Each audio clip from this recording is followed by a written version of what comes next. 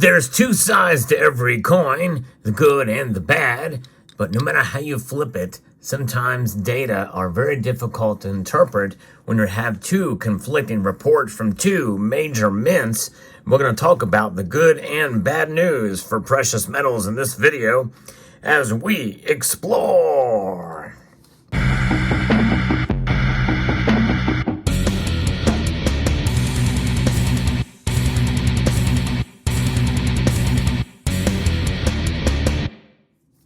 Gold and silver can be interpreted as being popular or not based off of sales reports from mints around the world. The United States Mint, but we also have the Perth Mint and Royal Mint. Now, I did a report recently about the Perth Mint and how its sales were down. Well, there's a new report from the Perth Mint to say it's much worse than what I had reported on before. So we're going to look at the bad news first. So if we take these information from the Perth Mint, which is in some sense a bellwether of what could be coming or what is the case, at least in that part of the world, but a lot of the customers for the Perth Mint's products are in the United States. So there is that. Perth Mint's gold and silver product sales fell in 2023 to their lowest level in 4 years. 4 years, that's pretty remarkable according to a Reuters calculation using monthly sales data.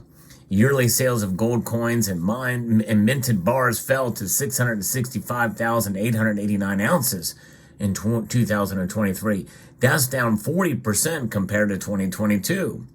While silver sales were down 36% from 2022 levels at 14.9 million ounces. So it's somewhat understandable because gold prices were up so high in 2023, but silver really should not have been that high or down by that much in my view. Monthly gold sales in December 2023 dropped to 36,297 ounces, which is down about 40% year over year.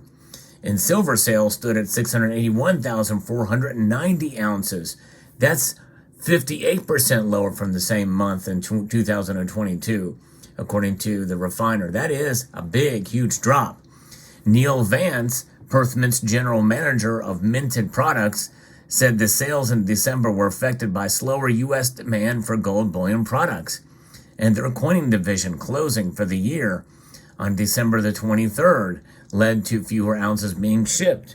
So when you think about that, their coining division being closed down for the year, that could have an impact, but nonetheless, when we see spot gold up, it can be understandable why people may not be buying as much.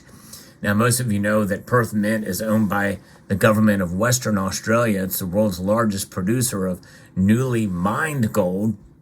It is also the biggest refiner by volume in Australasia, according to the company's website. That's essentially Australia and all of Asia. Put together is pretty remarkable. Its intake each year equates to almost 75% of newly mined gold in Australia, one of the world's biggest gold producers. So there's that. Of course, how we can interpret that, well, if other mints follow course and have the same type of statistics, that's not really good news. But according to one of the other large mints, that's the British Royal Mint, they see record bullion demand in 2023. It's exactly the opposite. Why is it that the Perth Mint is suffering and the Royal Mint is higher? Well, it could be in part because the Royal Mint has probably a little bit lower premiums overall for the gold and silver products, whereas the Perth Mint has better bullion, although its bars probably rate and probably about the same in terms of the premium for the pieces. But their coins typically are probably cheaper, is my guess. Now, there are the Royal Australian or the Perth Mint kangaroos, which are not shown here. Most of the bullion that you see are the better bullion stuff, or the Lunar Series kangaroos, koalas, kookaburras, and the like. But nonetheless, and there's other special mint stuff, but you have the Perth Mint kangaroos, silver kangaroos, which are low premium bullion. That's got to be included in that as well.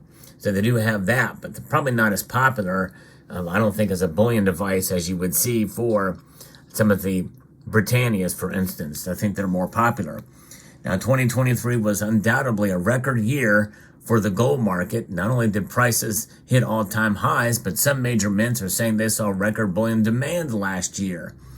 And this is from Kitco, and they say the British Mint said that a record number of customers invested in precious metals products in 2023, increasing 7% compared to 2022.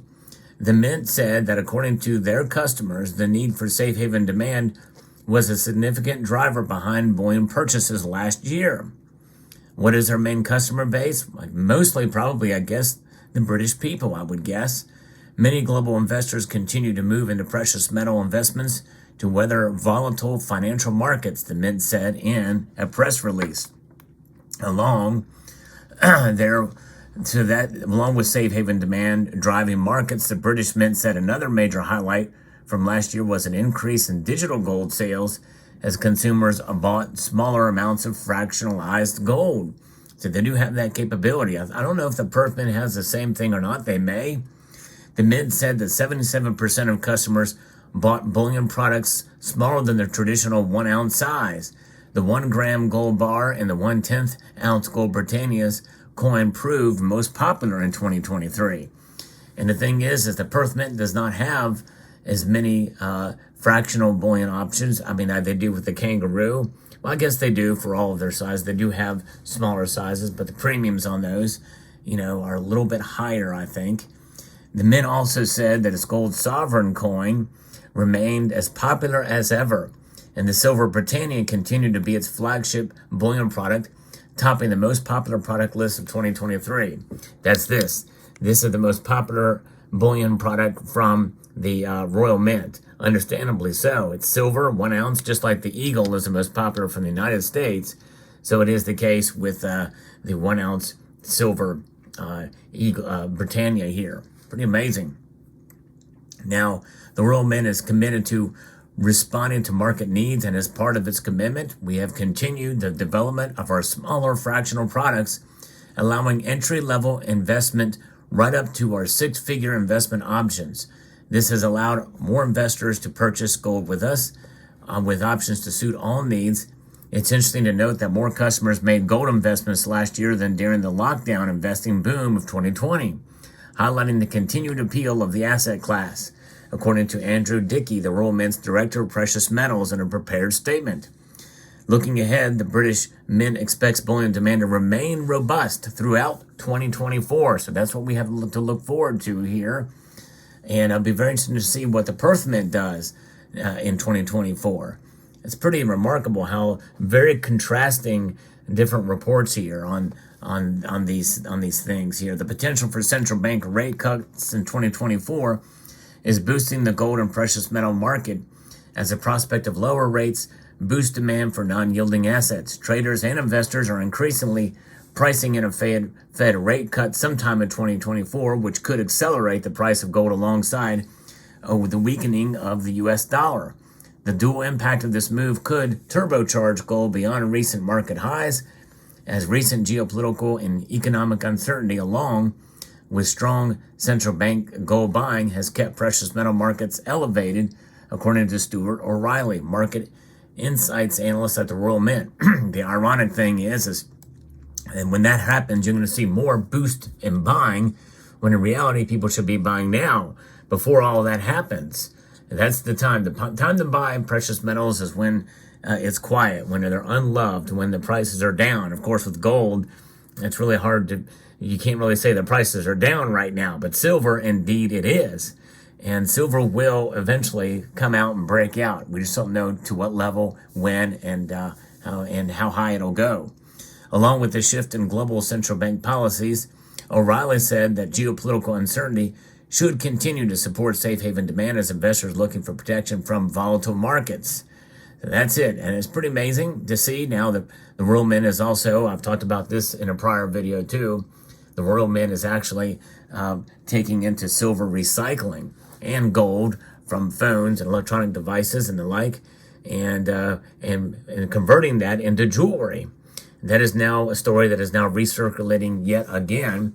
I thought I'd mention it here in this video, but it's pretty remarkable to see all of this occurring here. So along with this shift of global demand policies, O'Reilly said that geopolitical uncertainty should continue to support safe haven demand as investors looking for protection from volatile markets. We know that the war in Israel is not going to calm down, at least for the next couple of months. It's going to wage on. And while the British Mint saw robust demand, the analyst also noted that 2023 saw a healthy two-way market, as many consumers also sold their precious metals, capitalizing on higher prices. The Mint said it saw a record number of investors selling their gold investments back to the business, increasing 19% from 2022.